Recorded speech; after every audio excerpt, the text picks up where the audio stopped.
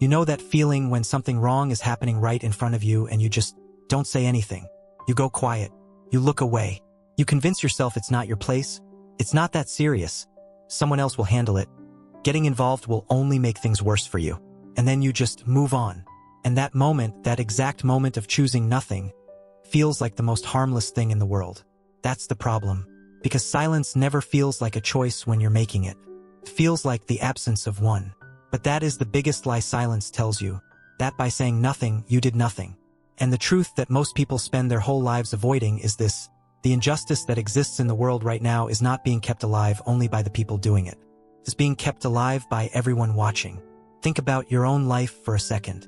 Think about the last time something happened, at work, in your family, in public, and you knew it was wrong, you felt it in your gut, and you said absolutely nothing.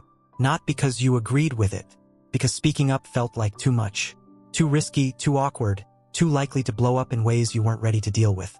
So you stayed quiet and told yourself it wasn't your fight. Most people have done this more times than they'd ever admit out loud. And here is why that actually matters, because there's this thing in psychology called the bystander effect, and once you understand what it actually is, you will never look at a quiet room the same way again. In 1964, there was a young woman named Kitty Genovese who was attacked right outside her apartment building in New York. And dozens of people heard it happening. Neighbors. Real people, not monsters, not people who wanted her to get hurt. Just ordinary people who heard something terrible and did almost nothing. When researchers tried to figure out why, the answer they found had nothing to do with cruelty or indifference. It had to do with assumption. Every single person assumed someone else had already called for help. Every single person felt the weight of the situation, and then looked around at all the other people also doing nothing and felt permission to also do nothing. Nobody made a decision to abandon her.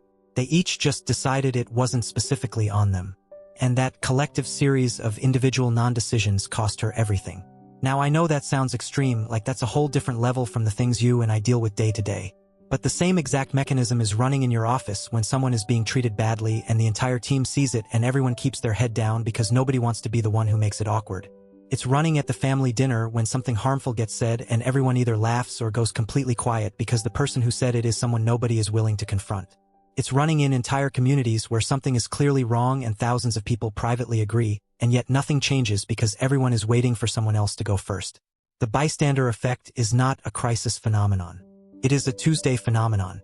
It is the background noise of everyday life in every place where people have decided, collectively and silently, that the discomfort of speaking is heavier than the cost of staying quiet. And the thing nobody really talks about is what that silence does to the person choosing it. Not just to the person who needed someone to speak up. To you. Psychologists who study something called moral injury, which is basically the damage that happens to a person when they act against their own values or fail to act when their values are screaming at them, they consistently find that the guilt from witnessing something and doing nothing is one of the most persistent forms of internal damage a person can carry. It doesn't disappear when the moment passes. It just goes quiet. And then it shows up later in small ways. A tightness when the memory surfaces, a slight shift in how you see yourself, a growing distance between who you believe you are and who your actions have actually been showing up as. Silence leaves a mark on the person who chose it. And if it becomes a habit, if you slowly become someone who always finds a reason to look the other way, that mark gets deeper, and at some point the gap between who you think you are and who you've been acting like becomes a gap you don't really know how to close anymore. Now I'm not going to pretend this is easy because that would be insulting.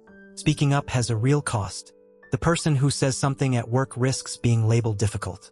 The person who pushes back in the family gets called too sensitive.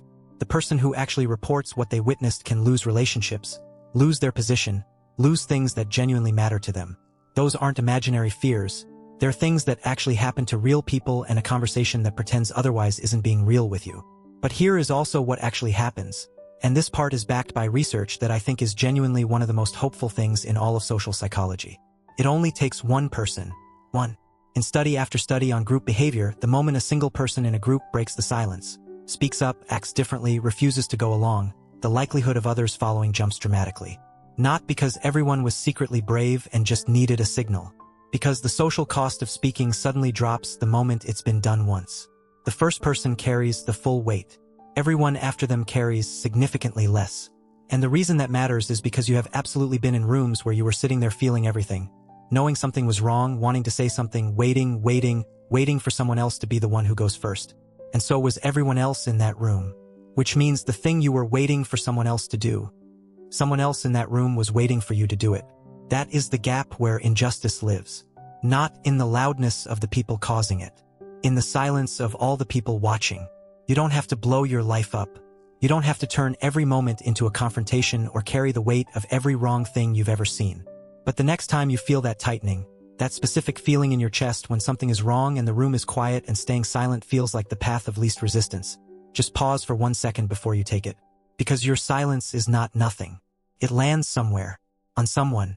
It tells the person doing something wrong that they can keep going. It tells the person on the receiving end that nobody in this room thinks they're worth the discomfort of a single honest sentence. And it tells you something about yourself that, if you're being real, you'd rather not hear. History doesn't remember the quiet majority. It remembers the ones who said something when saying something actually cost them. And in the much smaller, much more personal history of your own life, the version of it you have to live with every single day, the moments that are going to follow you are not the moments you were brave enough to speak. They're the moments you weren't. If this gave you something real today, share it with one person who needs to hear it, and subscribe to Daily Dose of Knowledge because this channel exists for the people who actually want to understand themselves.